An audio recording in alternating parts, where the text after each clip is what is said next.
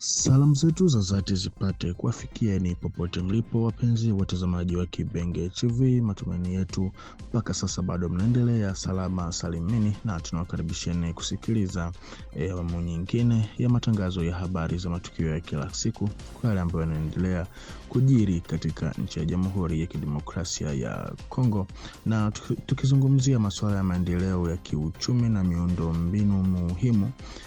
Tutakwenda kusema kwamba serikali ya Jamhuri ya Kidemokrasia ya Kongo inajipanga kuimarisha sekta yake ya mauzo ya dhahabu, na hii ni baada ya uzinduzi wa kiwanda cha majaribio huko Kalemi wiki iliyopita. Kampuni ya umma ya DRC Gold Trading SA imetangaza kuanzishwa kwa hivi karibuni kwa viwanda vitatu vipya vya kuchakata dhahabu ama kurafine or katika mikoa ya Maniema, Grand Orientale na Grand Kasai. Kwa mujibu wa mkurugenzi mkuu Maitre Joseph Kaziba, amebainisha kuwa majifunzo na maandalizi yameendelea kwa kiwango kikubwa kuhusiana na uanzishaji wa kiwanda cha taifa cha kuchakata dhahabu kinachothibitishwa na kampuni ya LBMA ndani ya eneo maalumu la kiuchumi la Maluku jijini Kinshasa. Mpango huu unalenga kuunda mfumo thabiti wa sekta ya dhahabu na kuongeza thamani ya dhahabu ya mikono ya wachimbaji wa mikono wale wadogo, ambayo kwa muda mrefu imekuwa haijazingatiwa katika uchumi rasmi. Kulingana na mkurugenzi huyo, kampuni hiyo ya umma awali ilijikita katika kuimarisha mnyororo wa usambazaji na kuboresha sifa za dhahabu ya Kongo kwenye masoko ya kimataifa.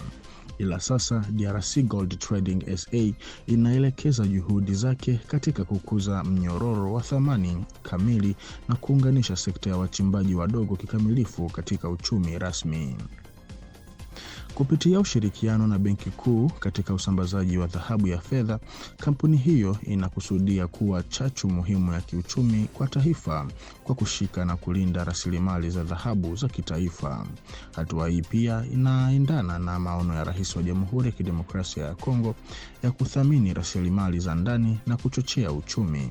Lengo lililoainishwa ni kuzalisha zaidi ya dola bilioni 10 ama 10 miliard ya dola katika kipindi cha miaka 5 kutoka tu katika sekta ya dhahabu ya uchimbaji wa mikono, ambayo kwa muda mrefu imekuwa haijazingatiwa katika uchumi wa taifa.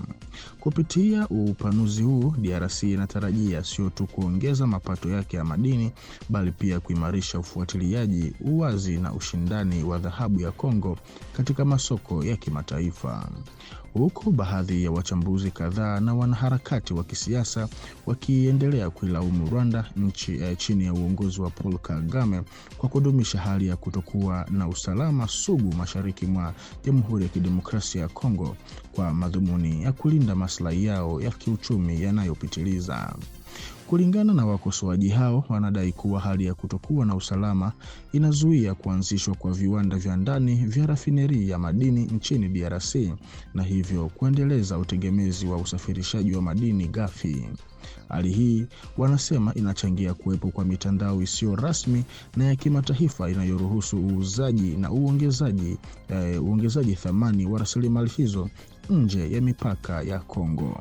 Kwa mtazamo huu, hali ya kutokuwa na usalama ni sababu kuu inayoashiria uharibifu wa rasilimali na biashara haramu ya madini, ikileta faida za kiuchumi kwa baadhi ya wahusika wa kikanda.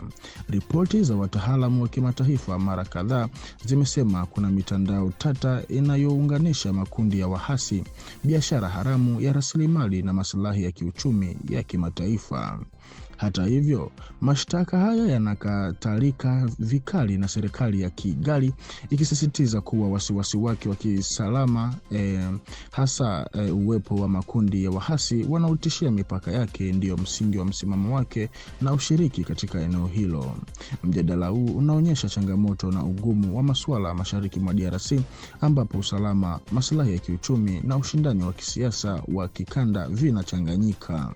Pia unatoa taswira ya ugumu wa kufikia makubaliano ya kikanda kuhusu wajibu na suluhisho endelevu kwa mgogoro ambao umeendelea kwa miongo kadhaa.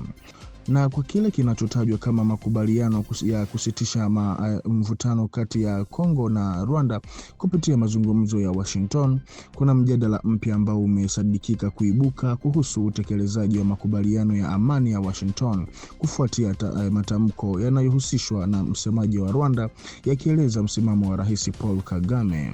Serikali ya Kigali inadai kuwa wapiganaji wa Force Democratique de Liberation du Rwanda FDLR wanaweza kuwa na idadi ipatayo hadi wanachama 500,000 ama 500,000 combatants ya FDLR katika nchi ya Congo DRC. Madai hayo yalikataliwa haraka moja kwa moja na Marekani, ambao ni wapatanishi wa mchakato wa Washington, wakiyataja kuwa hayana msingi na kuitaka Rwanda kuzingatia utekelezaji wa ahadi zake, hasa ule wa kuondoa majeshi yake katika ardhi ya Kongo. Makadirio hayo yanaendana sana na matamko ya awali ya James Kabarebe, ambaye aliyekuwa kiongozi wa juu ama chef d'état-major wa kijeshi nchini Rwanda, ambaye katika mwaka wa 2012 aliwahi kudai ya kwamba wanamgambo wa FDLR walikuwa karibu kuangamizwa kabisa, wakiwa wamebaki na takriban wapiganaji 2,000 tu, yani 2,000 combattants tu. Kwa mujibu wake, hata kama wangejaribu kushambulia Rwanda, wasingeweza kudumu huko kwa muda mrefu. Kwa mtazamo wa uchambuzi wachunguzi kadhaa wanaona kuwa si rahisi kuamini kwamba idadi ya FDLR ingeweza kuongezeka kwa kasi kubwa hadi kufikia watu wapatao 500,000 ama 500,000 ndani ya kipindi cha takriban mwongo mmoja ama deseni moja. Idadi kama hiyo ingehitaji uwezo mkubwa wa uajiri, upangaji na ufadhili, jambo ambalo halilingani na hali halisi inayojulikana kuhusu kundi hilo. Ulinganisho na uwezo wa kijeshi wa nchi za eneo hilo unaongeza mashaka zaidi, hususan kuhusiana na madai hayo.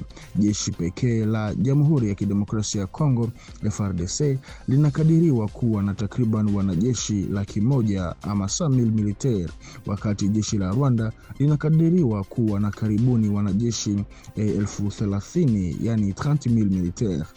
Kwa kiwango cha bara la Afrika, ni nchi chache tu kama Ethiopia, Misri na Morocco ndizo zina majeshi yenye zaidi ya mamia ya maelfu ya wanajeshi.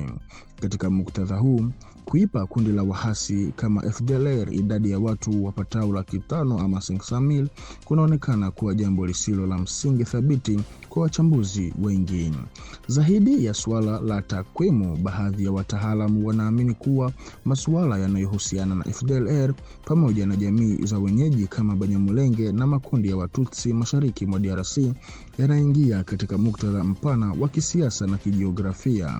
Mambo haya yanaathiri mizani ya nguvu katika eneo hilo pamoja na maslahi ya kimkakati, hasa katika nyanja za usalama na rasilimali. Katika mazingira ambayo tayari yamegubikwa na kutoaminiana kati ya Kinshasa na Kigali, tofauti hizi za tathmini zinaweza kuendelea kuzuia utekelezaji wa makubaliano ya Washington. Pia zinaonyesha changamoto zilizopo katika kufikia uelewa wa pamoja kuhusu hali ya usalama, jambo ambalo ni muhimu kwa kufanikisha amani ya kudumu. Na kwa hapa, mpenzi mtazamaji wa Kibenge TV, ndiko ambako tunakwenda kuweka nukta kwa awamu hii ya matangazo ya habari za matukio ya kila siku, kwa yale ambayo yanazidi kujiri katika nchi ya Jamhuri ya Kidemokrasia ya Kongo.